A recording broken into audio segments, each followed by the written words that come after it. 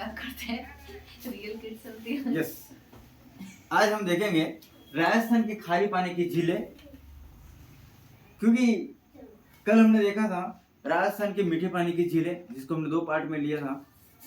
और ये जो मीठा पानी और ये जो खारा पानी जो हमारे राजस्थान के अंदर उपलब्ध हो रहा है, उसके पीछे का जो कारण है वो है 33 सागर का होना, 33 सागर का होना और गोडावन लैंड की प्रकृति होना। तो आज हम राजस्थान के खारे पानी की झीलें पढ़ेंगे। उसमें बहुत सारी सी बातें होंगी जो आप जानते भी होंगे। आप कोशिश कीजिएगा कि आप मेरे से क्वेश्चन पूछें, मैं भी आपका क्वेश्चन जो आप दे रहे हैं उसका मैं आंसर दे सकूं। तो आइए एक बार फिर वीर कोचिंग क्लासेस की ओर से आपका हार्दिक स्वागत। और आज का वीडियो हम मीठे खारे पानी की झीलों को लेकर के चल रहे हैं, और ये जो क्लास होगी वो आपके लिए बहुत ही महत्वपूर्ण होगी, क्योंकि एक एक बिंदु, एक एक पॉइंट आपके चयन करने में महत्वपूर्ण भूमिका निभाता है। तो कल मैंने क्वेश्चन भी किया था जिसका उत्तर मैं आज देना चाहूँगा, और मैं आशा करता हूँ कि आप लोगों ने उसको टोटोला भी होगा कल का वीडियो देख करके, और अगर वो समझ में नहीं आया होगा तो हम इसका उत्तर देते हैं और आप इसका लॉजिक को समझिएगा। यस, पहला है, मैंने एक बोला था नारी, दूसरा बोला था मैंने स्त्री, तीसरा बोला था मैंने औरत, महिला बोला महिला, अब साइकोलॉजी पूछा था कि नहीं आपने? और चौथा जो था वह था हमारा अबला।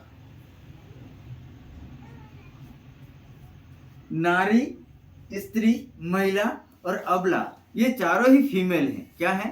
फीमेल है। लेकिन कहीं ऐसा तो नहीं है कि नारी के 4 आंखें हैं न अबला के 4 आंखें नहीं हैं, ऐसा तो है ही नहीं। लेकिन ये जो शब्दों का जो यूज होता है उस फीमेल, उस लेडीज के लिए उसकी योग्यता, उसके क्वालिटी के आधार पर बोला जाता है, क्वालिटी के आधार पर बोला जाता है। जैसा वाक्यांश होगा उस वाक्यांश के अंदर वो अगर भावार्थ डेवलप हो रहा है, तब हमारे ABCD का जो ऑप्शन होगा उस वाक्य के अंदर, उसके आधार पर हमें कहाँ पर नारी लगाना है, कहाँ पर स्त्री लगाना है, कहाँ पर अबला लगाना है और कहाँ पर महिला लगाना है, वो आपको पता चलना चाहिए। जैसे उदाहरण के तौर पर झांसी की रानी के बारे में आपने बहुत कुछ पढ़ा होगा। कभी उस झांसी की रानी को कभी स्त्री नहीं कहा होगा, उसको क्या कहा होगा? नारी कहा होगा। क्या कहा होगा? नारी। झांसी की रानी को हमने कभी भी नारी कहा होगा, कभी स्त्री नहीं कहा होगा, कभी इसको महिला नहीं कहा होगा, या कभी इसको अबला नहीं कहा होगा। यानी कि नारी जो है वो वास्तव में वीरता को प्रदर्शित करती है। किसको? वीरता को प्रदर्शित करती है। जब भी वाक्य होगा उस वाक्य के अंदर अगर ऐसी बात होगी तो हमको पता लग जाना चाहिए कि ये नारी शब्द का यूज करना पड़ेगा, क्योंकि इसमें वीरता का गुण है। दूसरा, यहां पर स्त्री शब्द का यूज सम्मान को लेकर के होगा। किसको लेकर होगा? सम्मान को। जैसा वाक्य होगा उसके अनुसार स्त्री के अंदर सम्मान शब्द आएगा। अपन कभी कभी कहीं जाते हैं तो अपन बोलते भी है कि हम उस व्यक्ति के घर पे गए थे और वहां पर कोई नहीं था, लेकिन वो लेडीज गजब की थी, हमको बिठाया, पानी पिलाया, आओ बैठो, और बाहर निकल कर फलाना ने बेईद हंसते बेईद है क्यों पड़े। इसका मतलब क्या हुआ? सम्मान को प्रदर्शित। हर लेडीज सम्मान नहीं देती है, वो घर से बाहर ही बोल देती है, भाई तुम्हारा भाई तो नहीं એટલે પેલો भी हम जाके एंड जવું પડે। लेकिन कुछ लेडीज होती है घर में कोई भी कोई बात नहीं, आप बैठिए, मैं आपके लिए पानी देती हूँ, आपके लिए चाय पिलाती हूँ। यानी कि बाहर निकलने के बाद वो अपनी पति की भी इज्जत करवाती है और अपने खुद की भी इज्जत के बोल बुलवाती है। यानी इज्जत के बोल बुलाने वाली जो लेडीज होती है उसको हम क्या बोलते हैं? स्त्री। तो क्या बोलते हैं? स्त्री। और तीसरे नंबर की होती है जिसे हम बोलते हैं महिला। और ये जो महिला होती है वह दूसरों की मदद करने वाली होती है, दूसरों की मदद करने वाली। वाक्यांश यानी मदद करने वाली कोई लेडीज होगी उसको महिला कहा जाएगा। क्या कहा जाएगा? महिला।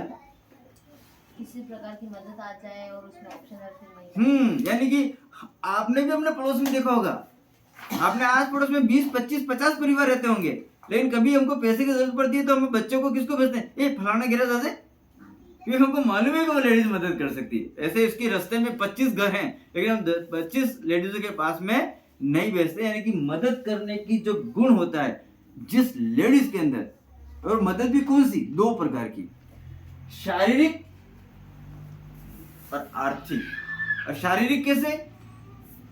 कि अचानक किसी घर में झगड़ा हो गया तो लेडीज दौड़ती हुई आएगी, रे तू आने मारे धाड़ कराओगे, यानी कि उसके अंदर वो पावर है। हर लेडीज, दूसरी लेडीज खड़ी खड़ी देखेंगी, लेकिन कुछ लेडीज ऐसे होंगी वो आके उसको चढ़े देगी और झगड़े को बंद करवा दिया। यानी कि क्या कर रही है वो?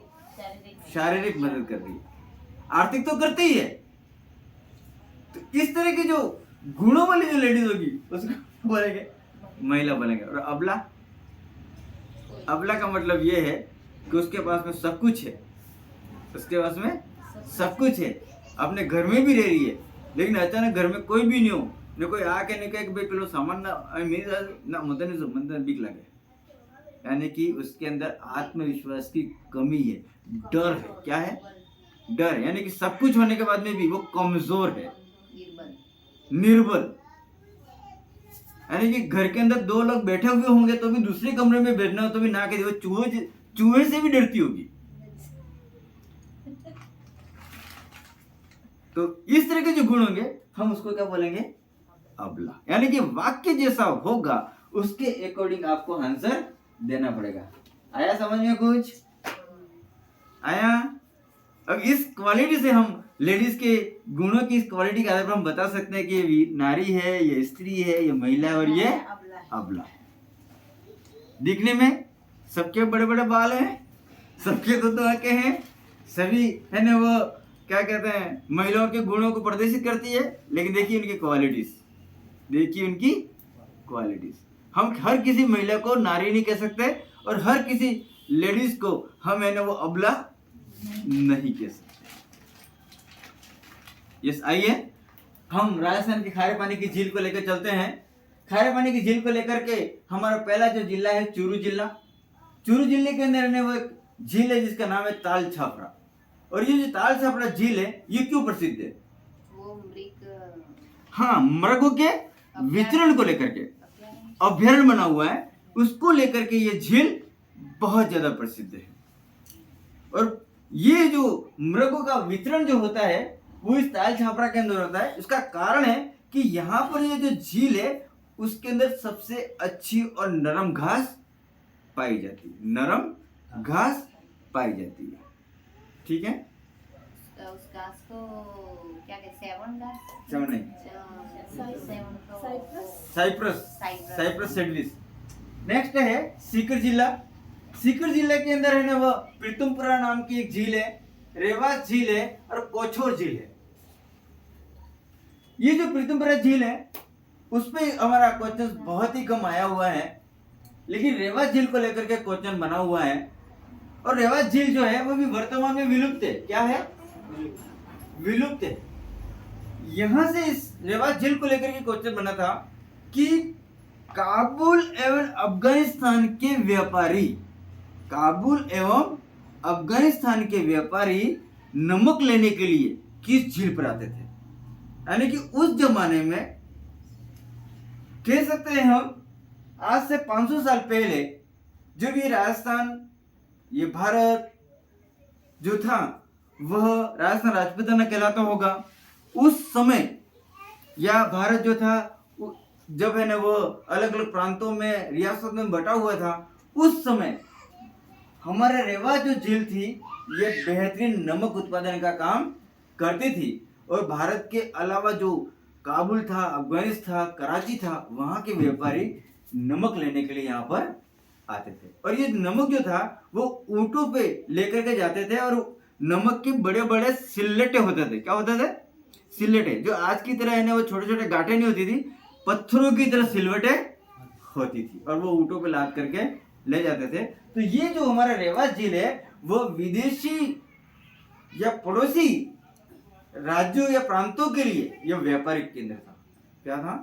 व्यापारिक केंद्र था और वर्तमान में यह विलुप्त है। इसके बाद में आता है कोछोर। ये जो झील है वह भी अपनी इतनी महत्वपूर्ण भूमिका नहीं निभा रही है। ये छोटी छोटी झीलें हैं, लेकिन इसमें रेवास जो झील है वो सबसे ज्यादा इंपॉर्टेंट है। बाकी ये दो झीलें भी हमारे सीकर जिले के अंदर हैं। अगर कहीं नाम आ जाए तो आपको ध्यान रखना है कि प्रीतमपुरा भी झील सीकर में है और कोछोर झील भी सीकर में। तीसरे नंबर कहती है हमारे जयपुर, और जयपुर जिले के अंदर हमारी जो झील है और वो है सांबर झील। और यहाँ पे क्वेश्चन बनता है कि जो सांबर झील है वो उसका जो स्टार्टिंग पॉइंट है सांबर झील जहाँ से शुरू होता है, क्योंकि जयपुर तो बहुत बड़ा जिला है, तो किस गांव से शुरू होता है?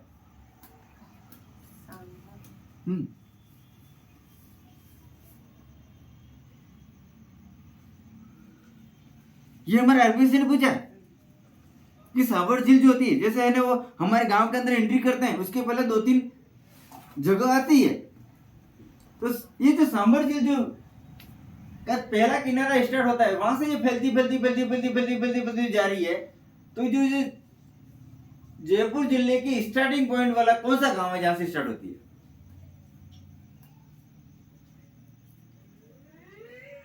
चाची,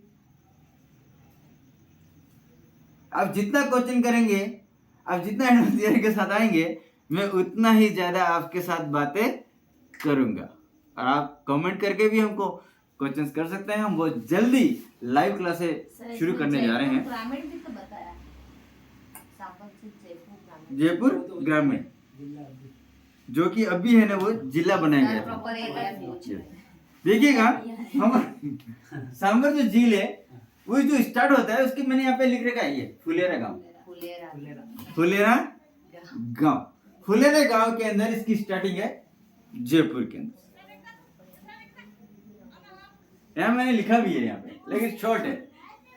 मैं इसलिए नहीं बोली कि सांबर का ही दूसरा नाम हो। यस। अब देखिएगा ये जो झील है इस पर सर्वाधिक राजा महाराजाओं ने अपनी मंत्रणा, शांति वार्ता, युद्ध को लेकर रणनीतियां बनाने का भी पैलेस बना है। तो ये जो चौहान शासक वासुदेव के द्वारा तक यहाँ पर अधिकार था। चौहान वंश वासुदेव के द्वारा ही अधिकार था। और भारत के अंदर सबसे ज्यादा नमक उत्पादन करने का काम, भारत में सर्वाधिक नमक उत्पादन का काम हमारे जयपुर का सांबर झील करता है।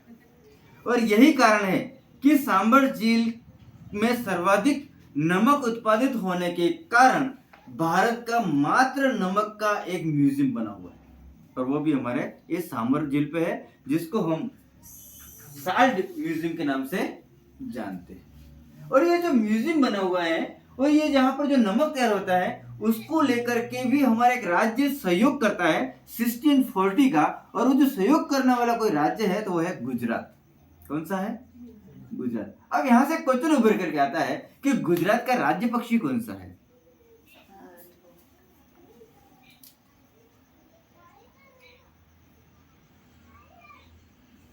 गुजरात का राज्य पक्षी कौन सा है?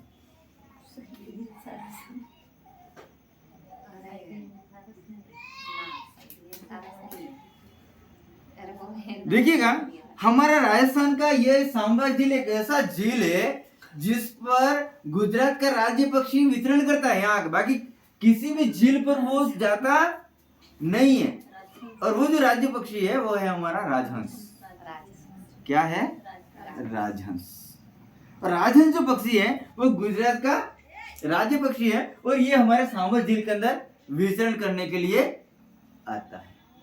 अब यहाँ से क्वेश्चन बनता है कि यहाँ पर सबसे बेस्ट है ना वो नमक, यानी कि सबसे ज्यादा मात्रा में जब नमक उत्पादन होता है तो हमारे राजस्थान सरकार ने नमक की एक ब्रांड तैयार की है। बता सकते हैं वो नमक की ब्रांड कौन सी है? और आरपीसी ने बहुत बार क्वेश्चन लिया, एसटीसी को लेकर के, महिला कांस्टेबल को लेकर के, उसके बाद मैंने एलडीसी को लेकर के। डांडी नमक ये हमारे राजस्थान की ब्रांड है। राजस्थान नमक को लेकर के। हाँ, आ सकता है क्वेश्चन कि राजस्थान का नमक की ब्रांड का क्या नाम है।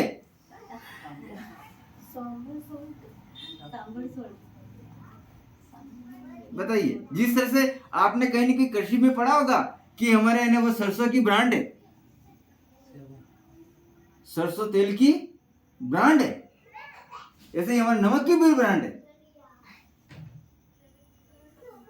कौन सी ब्रांड है साथियों, आप भी बताइए, आप कमेंट कीजिए मुझे। राजस्थान का नमक की जो ब्रांड है उसका नाम है सूर्या नमक। कौन सा नमक है? सूर्या नमक। याद रखिएगा, कभी मिलान को लेकर के आ गए, हाँ, कृषि से लेकर के, नमक को लेकर के और दूसरी चीजों को लेकर के, मिलान को लेकर के, कथन को लेकर के, हमारे राजस्थान का सबसे बेस्ट नमक की जो ब्रांड है वो है सूर्या नमक। आइएगा, 1964 के अंदर यहां पर नमक बनाने का उत्पादन शुरू हुआ, जो कि गुजरात के सहयोग से तैयार हुआ है। और ये जो झील है वह जयपुर, नागौर व अजमेर की सीमा बनाती है।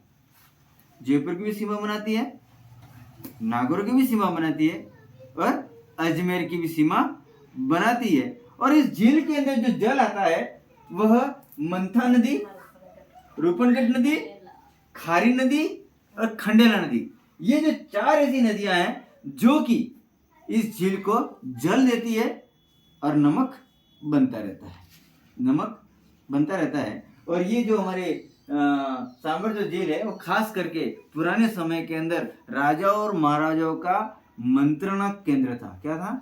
मंत्रणा केंद्र, जिसके अंदर मित्रता को लेकर के, युद्ध को लेकर के राजाओं का मिलन स्थल बोल सकते हैं, राजाओं का मिलन स्थल बोल सकते हैं। तो मैं आशा करता हूँ कि आप लोगों ने इस सांबर झील के बारे में पूरी जानकारी को प्राप्त। 1964 उस म्यूजियम की नहीं, 1964 में जयपुर साल्ट लिमिटेड के नाम से एक उपक्रम को तैयार किया गया, जिसमें गुजरात का सहयोग था।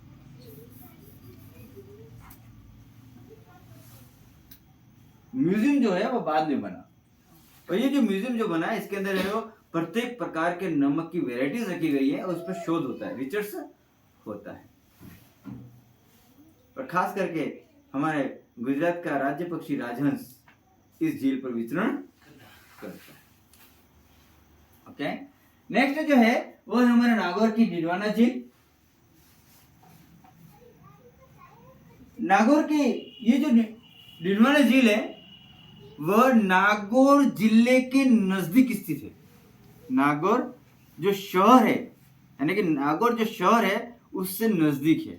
जैसे हमारा बांसवाड़ा शहर है उसके पास में काकदी पिकअप है, वैसे ये नजदीकी के अंदर उस शहर के पास में बनने वाला जो झील है वो है हमारे डिडवाना झील। और इस झील की सबसे बड़ी विशेषता यह है कि इस झील पर सबसे ज्यादा प्राइवेट लोगों का, यानी कि निजी संस्थाएं, प्राइवेट इंस्टीट्यूट का इस पर अधिकार है। और इस प्राइवेट इंस्टीट्यूट जो इसको नमक को जो तैयार करती है उसे हम क्या बोलते हैं? देवल बोलते हैं। क्या बोलते हैं? देवल बोलते हैं। और ये डिडवाना झील के अंदर सबसे ज्यादा नमक तो उत्पादित होता है, सबसे ज्यादा नमक तो उत्पादित होता है, लेकिन ये खाने योग्य नहीं होता। ये खाने योग्य नहीं होने के कारण, क्योंकि इसमें सबसे ज्यादा सर्वाधिक यानी कि फ्लोराइड है, और ये खाने योग्य नहीं होने के कारण यहाँ पर 2 कारखाने राज्य सरकार ने स्थापित कर रखे हैं। और ये भी हमारे राजस्थान के अंदर गौरव का विषय है। पूरे विश्व में कहीं पे भी इस तरह के कारखाने नहीं है। हमारे राजस्थान के पास में एकाधिकार है इस चीज का, और वो कारखाने स्टेट केमिकल टेक्नोलॉजी करके है ना, वो फैक्ट्री बनी हुई है स्टेट केमिकल्स। और दूसरे नंबर की जो फैक्ट्री है वो है टेनरीज। कौन सी है? टेनरीज। अब ये क्या काम करती है स्टेट केमिकल, और टेनरीज क्या काम करती है? टेनरीज लिमिटेड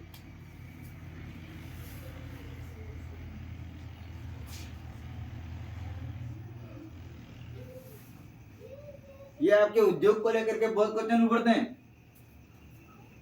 टेनरीज क्या काम करती है और स्टेट केमिकल क्या काम करती है?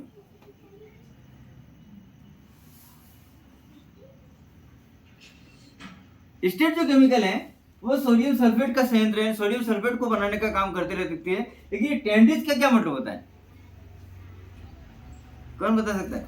टेंड्रिच और ये जो टेंड्रिच का जो उद्योग है उस पर पूरे विश्व के अंदर हमारे राजस्थान का अधिकार है। पूरे विश्व के अंदर राजस्थान का अधिकार है। और टेंड्रिच का मतलब होता है चमड़ा उद्योग। क्या होता है?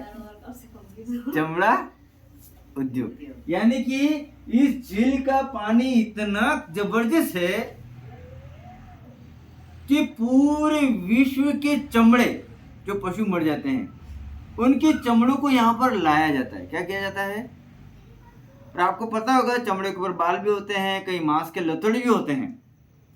जैसे ही इस झील के पानी की जो टैंकी बनी हुई है उस टैंकी के अंदर जैसे इस चमड़े को अंदर डाला जाता है और जैसे इसको बाहर निकालते हैं तो उसके रेशे, उसके लथड़े जो कुछ वो एकदम क्लीन चट साफ हो जाता है। और जैसे ही वो साफ होता है उसको आगे प्रोसेसिंग के अंदर भेज देते हैं और वो चमड़ा वापस पतला बनते हुए आगे जाता है। और बाद में हम बड़े अच्छे अच्छे कोट पहनते हैं, अच्छे अच्छे है वो कह सकते हैं ना वो बैग्स चमड़े के पहनते हैं। लेकिन जो चमड़े के जो बैग्स वगैरह जो हम देख रहे हैं उस चमड़े को साफ करने के लिए सबसे पहले उस चमड़े को हमारे इस डिडवाना झील के ऊपर स्थापित टेंड्रिच उद्योग जो बना हुआ है वहां पर भेजा जाता है। लेकिन इस चमड़े का रिसर्च सेंटर जो है वो हमारा कहीं और है। यहाँ पर सिर्फ चमड़े की सफाई होती है। क्या होती है? सफाई। यानी कि उसके अंदर बाल भी होंगे, मांस के टुकड़े भी होंगे, कुछ छोटे होंगे कुछ बड़े होंगे। वो जैसे इसके अंदर डालेंगे उसको बाहर निकालेंगे वो एकदम साफ सट हो जाता है, क्लीन, एकदम जैसे वाइट कपड़ा होता है वैसे हो जाता है। अब ये जैसे ही वो क्लियर हो जाता है तब वो पानी को फिर बेचते का बता सकता है क्या काम आता है फिर वो पानी। और ये पानी जो है वो हमारे यहाँ से विश्व लेवल के जो दूसरी कंट्रियां हैं वो अपना चमड़ा नहीं बेच पाती, तो यहाँ से बाय प्लेन बाय जहाज के द्वारा जाता है और वहाँ के टैंकों में डालते हैं और वहाँ के जानवरों के चमड़े को क्लीन करने का काम करता है। इसलिए विश्व भर में है ना वो चमड़े को साफ करने के लिए जो जल जाता है वो हमारे डिडवाना झील से जाता है। अभी यहाँ पे क्वेश्चन आया है कि भाई मान लीजिए यहाँ पे है ना वो बहुत सारा चमड़ा आ रहा है, पूरे इंडिया लेवल का चमड़ा आ रहा है, साफ कर रहे हैं, वो साफ हो रहा है तो चमड़ा खराब तो होगा, पानी तो खराब होगा ही होगा, एकदम रगड़ा जैसा, जैसे अन्य वो गटर का पानी हो वैसा होता होगा। अब उस पानी का क्या करते हैं वो?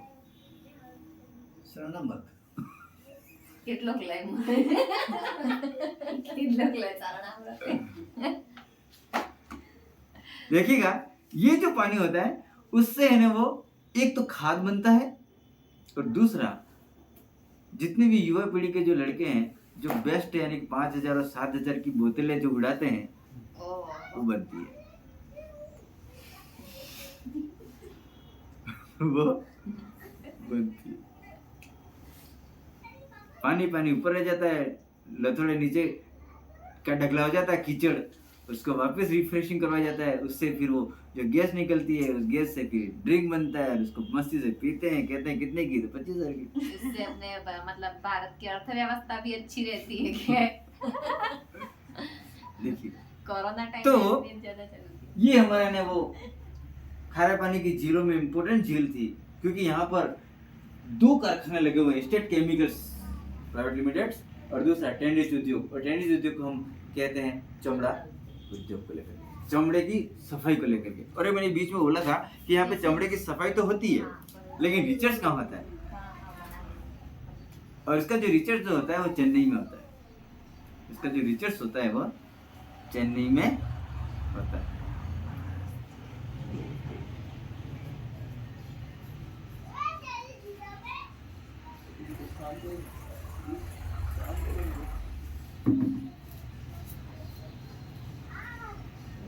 नेक्स्ट जो झील है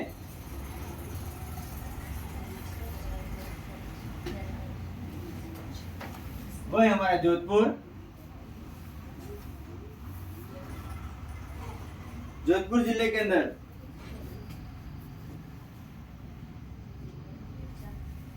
नहीं, नीलवाना, चमन बोल, ये झील नीलवाना ही। बाप झील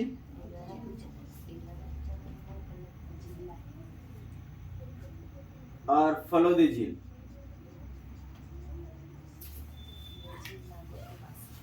यह हमारे जोधपुर के अंदर उपलब्ध है।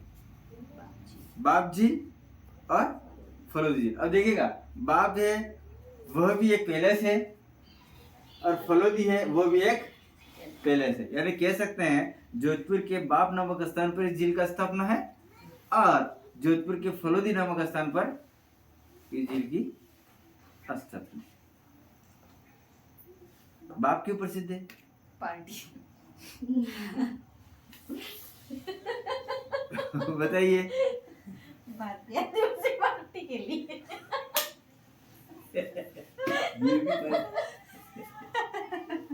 राजस्थान का सबसे सूखा क्षेत्र बाप है। हाँ। और फलोदी गर्म। गर्मों को लेकर।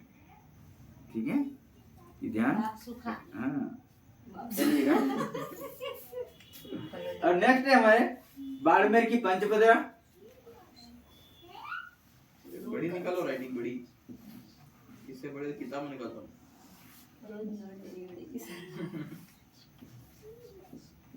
पंचपदरा। बीच में जो है कि वो दूध गरम सा। पंजाब भील के द्वारा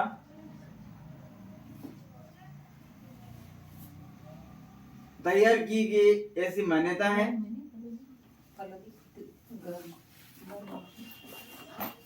खारवाल जाति के लोग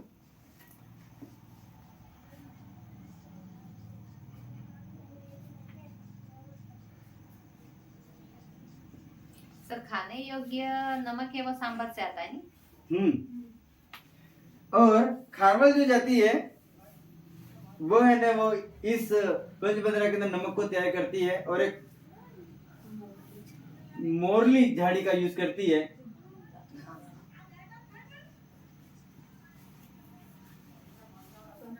और ये जो मोरली होती है वो स्टिपिक बनाने के अंदर काम आती है, स्फटिक बनाने हेतु।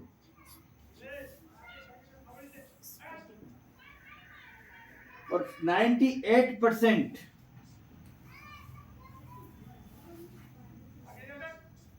NaCl है, यानी कि बेस्ट वेराइटी, बेस्ट क्वालिटी।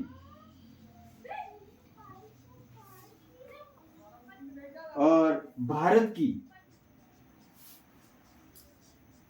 सबसे खारी झील है ये।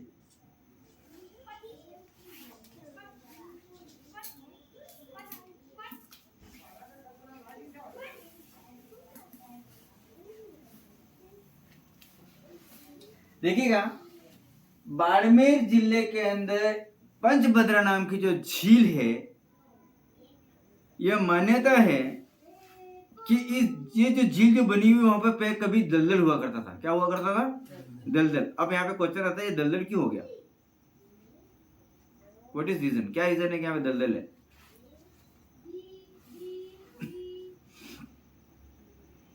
बताइए।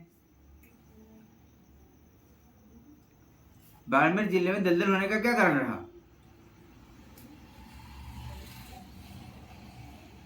लूनी बेसिन है, और बेसिन का मतलब ही दलदल है। लूनी बेसिन है और लूनी बेसिन की वजह से वहां दलदल है, क्योंकि दलदली भाग है वहां पे। अब ये जो दलदली भाग है उसको है ना वो सूखा करके झील बनाने का काम ये पंजाब भील के द्वारा किया गया, ऐसा माना गया है। और इस झील के अंदर जो नमक बनाने वाली कोई लोग होते हैं वो है खारवाल जाति के लोग। कौन से? खारवाल जाति के लोग। और ये जो खारवाल जाति के लोग हैं वही इस झील के अंदर नमक बनाने का काम करते हैं। और इस नमक बनाने के लिए ये जो जाति है वो एक झाड़ी का यूज करती है जिसका नाम है मोरली झाड़ी। कौन सी झाड़ी? मोरली झाड़ी। मोरली झाड़ी। क्या हम वागड़ के अंदर इस मोरली झाड़ी को पहचान सकते हैं?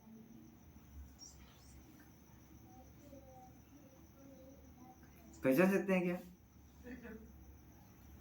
होवे करी अपने तो गली कहीं और हो गए है अपने यहाँ पर। होगा पर इसका नाम ये है मतलब दूसरा होगा आपने कौन सी है बता काला काला बुरा ना लगे ना आपने देखा होगा ओ कि हमारे छोटे छोटे जो बच्चे होते हैं, गली आपने जो हमारे छोटे छोटे बच्चे होते हैं वो क्या करते हैं, उस डाली को तोड़ करके उसकी पीपी बना कर घूमते होते हैं, पी पी पी अवली, क्या बोलते हैं अवली। जो अवली जो है ओड़िया, उसी को ही हम मुरली झाड़ी बोलते हैं। क्या बोलते हैं? हाँ तो उसके मतलब मुरली की तरह बनती है बस जिसका मुरली वो मुरली बोलते हैं। और ये बाड़मेर के अंदर बहुत निकाल निकाल के बचाई अपने यहाँ पर इसका कोई यूज नहीं है, लेकिन यहाँ से ये झाड़ियाँ बेचने के लिए वहां जाती है। उसके फूल भूत बासी को चढ़ाते हैं पीले फूल होते हैं, और जो पीले फूल होते हैं उसका कलर बनता है, और उसकी जो झाड़ियाँ होती है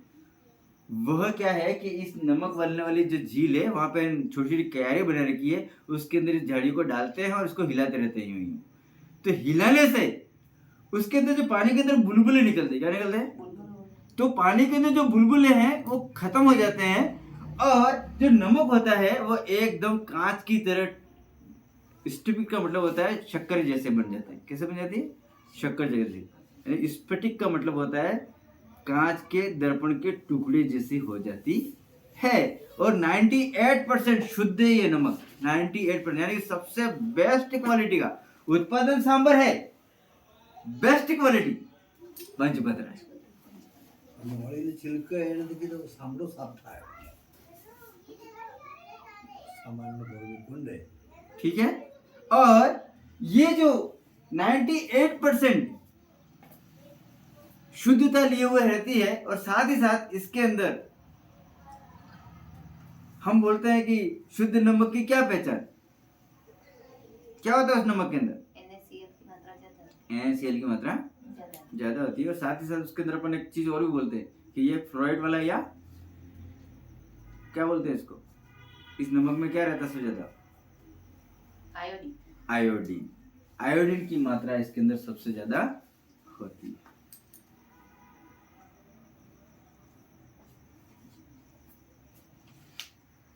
तो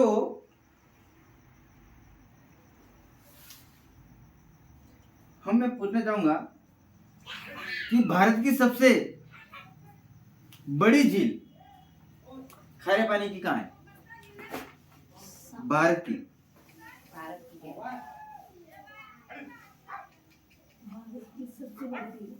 खारे पानी की।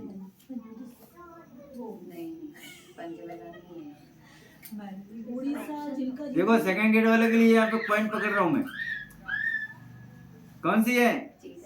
चिल्का झील। यस, सबसे बड़ी खारे पानी की झील चिल्का झील है।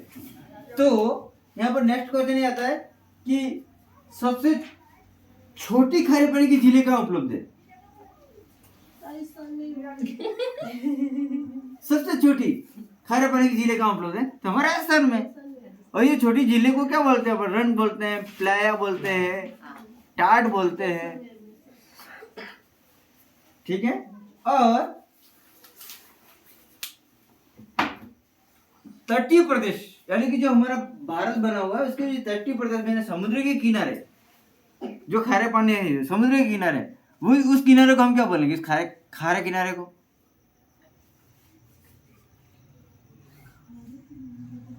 क्या बोलेंगे? कंदरा ना कंदरा तो गुफा होती है बताइए।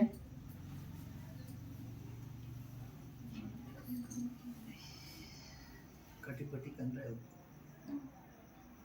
इसे हम कपाल या लेगुन बोलते हैं। क्या बोलते हैं? लेगुन कपाल या लेगुन बोलते हैं। अब मेरे को ये बताओ, ये जो लेगुन है वो सबसे ज्यादा तटीय क्षेत्र में कहाँ है? लेगुन झील नहीं है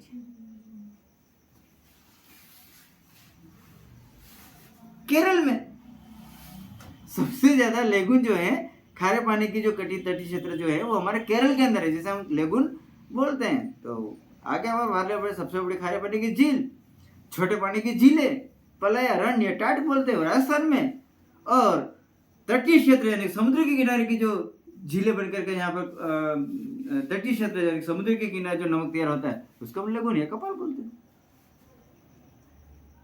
हो सकता है आपने इसको पढ़ा भी होगा लेकिन बोल नहीं पा रहे होंगे। हाँ ठीक है, तो ये थी हमारी बाड़मेर की। नेक्स्ट हमारी जो झील है वो है नागौर की। नागौर की कौन सी झील? देगा ना सर, ये क्या है? स्फटिक स्फटिक में वो सफाई करते हैं तो कांच की टुकड़ी कांच की टुकड़ी की तरह छोटे छोटे बन जाते हैं वो, क्रिस्टलाइजन, क्रिस्टल बोलते हैं उसको। क्लियर बन जाता है। नमक की तरह छोटे छोटे हो जाता है, यानी पूरी सिल्ली नहीं होती है वो, हाँ शक्कर की जैसे हो जाता है। हाँ, साफ। ठीक है, जस्ट नागौर नागौर का कौन सी झील है?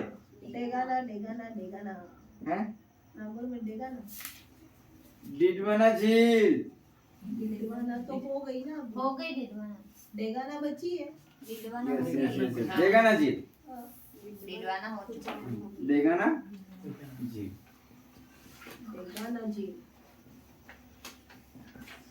और ये जो झील है उसकी खास विशेषता ये है कि ये जो झील है जहाँ पर खारे पानी की झीलें पड़ी हुई हैं, खारे पानी की झीलें जो ये पड़ी हुई है, तो इसके आसपास के जो खेत हैं वहां पर भी ये खारा पानी देती है।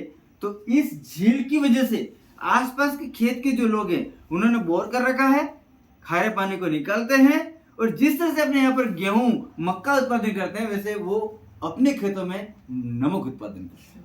क्या करते हैं? नमक, यानी कि नमक की खेती होती है। किस पे? डेगाना झील पे।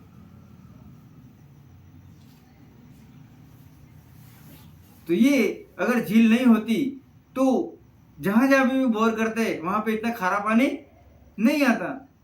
वो खारा पानी होने की वजह से क्या वहां खेती तो होती नहीं इतनी जोरदार। तो उस जहां जहां भी बोर किए उन्होंने, जहां जहां भी कुएं खोदे हुए खारा, उस खारे पानी को क्या किया उन्होंने?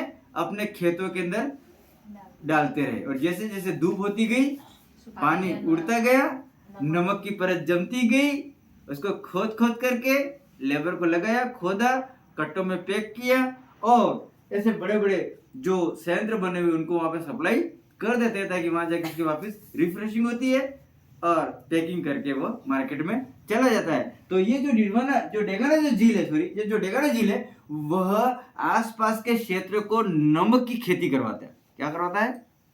नमक की खेती करवाता है।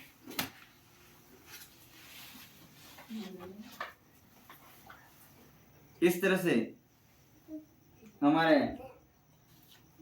राजस्थान की महत्वपूर्ण खारे पानी की झीलें जो हैं उस पे हमने हर जिले में कुछ कुछ विशेषता भरी हुई है। महाकाड़ा में क्या विशेषता है?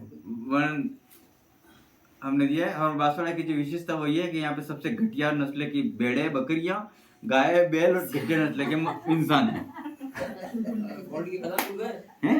गोल्ड की खदान। हाँ, यहाँ पर गोल्ड की खदान है, यहाँ रॉक फास्फेट निकलता है, बहुत कुछ है, रॉक फास्फेट लेकिन निकलता है, यहाँ गोल्ड कर्क रेखा निकलता होने है, की यहाँ वजह कर्क से रेखा निकलता है। कर्क रेखा होने की वजह से बहुत कुछ गड़बड़ यहाँ पर है। विटामिन डी ज्यादा मिलता है। रोड सर झील भी तो है। हाँ, बीकानेर। बीकानेर। तो हम कुछ और जिले जो बाकी पड़ी हुई है उसको हम कल देखेंगे।